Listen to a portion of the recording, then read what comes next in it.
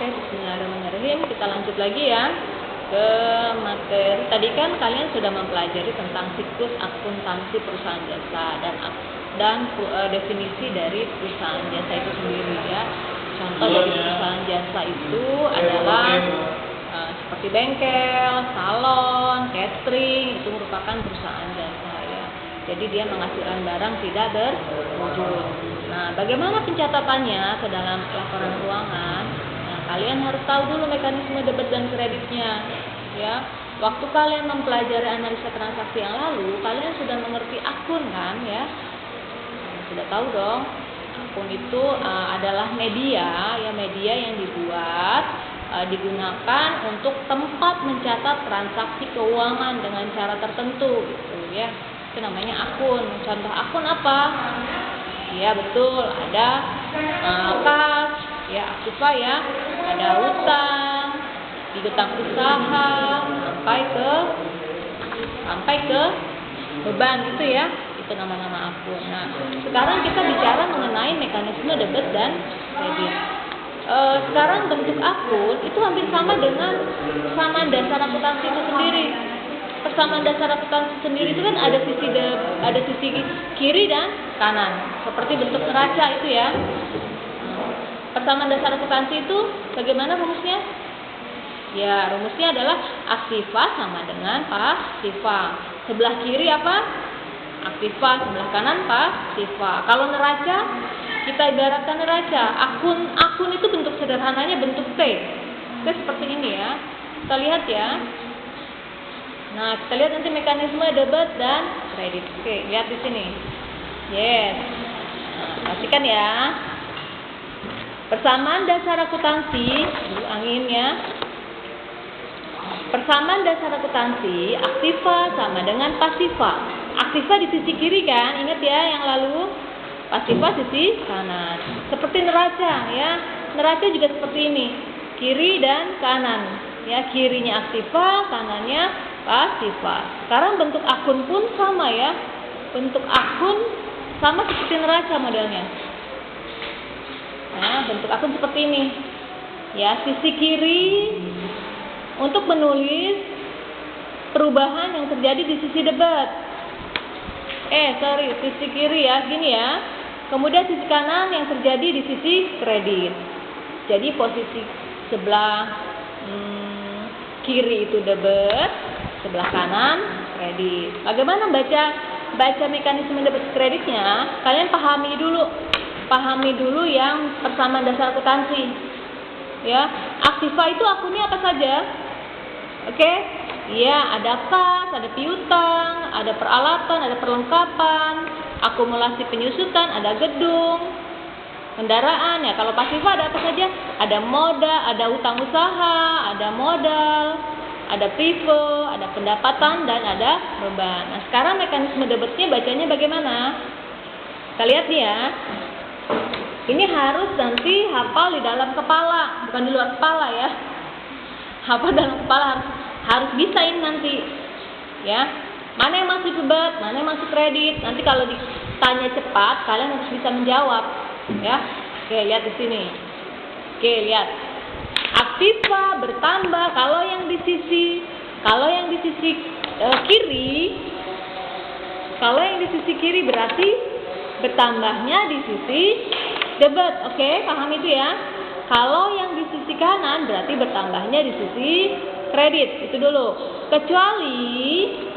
Ada kecualinya. Ada kecuali yang sisi kiri kalau bertambah di sisi debit kecuali akumulasi penyusutan. Paham itu? Sisi kanan atau yang bertambah di sisi kanan itu bertambah di sisi kredit kecuali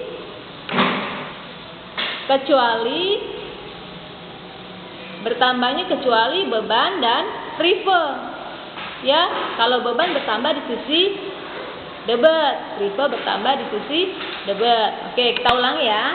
Satu-satu. Oke nih. Kalau bertambah itu disebut dengan saldo normal. Ya. Yang namanya bertambah berarti itu disebut dengan saldo normal. Oke, pahami.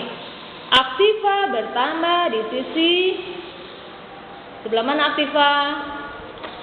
Aktiva sebelah kiri ya. Bertambah di sisi debit, lihat di sini debit. Ya, berkurang di sisi kredit. Saldo normalnya di debit. Oke, paham ya? Kemudian hutang bertambah di sisi kredit, lihat. Semua yang bertambah hutang berarti sisi pasifa sebelah kanan ya. Bertambah di sebelah kanan berarti bertambahnya di kredit. Berkurang di debit kebalikannya. Saldo normalnya yang bertambah ini kredit. Oke, modal bertambah di sisi kredit. Berkurang di sisi debit. Saldo normal kredit. Kemudian prive bertambah di sisi debit. Berarti kan tadi ada yang beda kan? Prive bertambah di sisi debit, berkurang di kredit. Saldo normal di debit.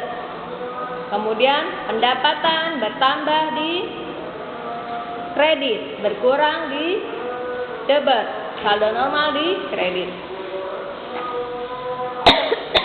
Kemudian beban bertambah di debit, berkurang di kredit. Saldo normal di debit, karena bertambah di debit. Akumulasi penyusutan bertambah di kredit, berkurang di debit, saldo normal di kredit.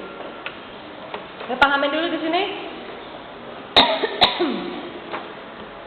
Ya. Setelah ini kita tes ya. Kita tes mana yang bertambah. Kalau sisi aktiva bertambah di sisi mana? Debit. Oke, sama ini sebelah kiri. Ya. Kemudian kalau pasiva bertambah di sisi kredit, kecuali aktiva yang bertambah di sisi aktiva kalau bertambah di sisi debit, ya, kecuali akumulasi penyusutan. Nah, kalau pasiva bertambah di sisi kredit, kecuali prive dan beban. Oke, pahami dulu itu. Oke, silakan dicatat di buku catatan kalian. Setelah ini akan ada tugas untuk kalian ya. Ini lihat ya catatannya ya, mekanisme debit dan kreditnya. Oke, dicatat yang rapi. Setelah ini akan ada tugas ya. Tugasnya nanti menyusul ya. Tugasnya menyusul nantinya ya. Kalian pahami dulu mekanisme debit dan kreditnya. Oke? Mana yang bertambah, mana yang berkurang. Oke, kalau yang bertambah berarti saldo merupakan saldo normalnya.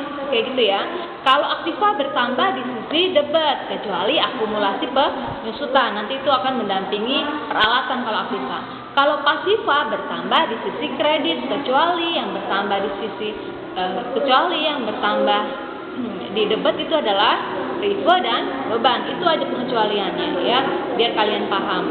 Oke? Nanti dengan ada cara lain dengan 5 jari ini ya. Kita 5 jari menentukan mekanisme debit dan kreditnya. Sekarang kalian catat dulu yang tadi sudah ya. Ini nanti akan kita bahas bagaimana menentukan mekanisme debit dan kredit dengan 5 jari biar kalian paham. Sebenarnya intinya sama ya, sama sebelah kiri dan kanan. Nah, ada pengecualian tadi ya. Kalau yang kiri yang aktiva berarti bertambah di debit, aktiva bertambah di kredit. Kecuali aktiva yang bertambah di selain di debit itu adalah akumulasi penyusutan, dia bertambah di kredit. Pasiva yang bertambah di kredit ya, kecuali yang bukan di kredit itu adalah prive dan beban, dia bertambahnya di debit. Oke, pahamin ini, dicatat di dalam buku catatan. Jangan lupa di komen videonya, nama sekolah, nama kalian, dan kelas. Oke, jangan lupa dipahami dulu mekanisme debit dan kredit untuk mempelajari nanti membuat jurnal umum. Oke, terima kasih, semoga bermanfaat.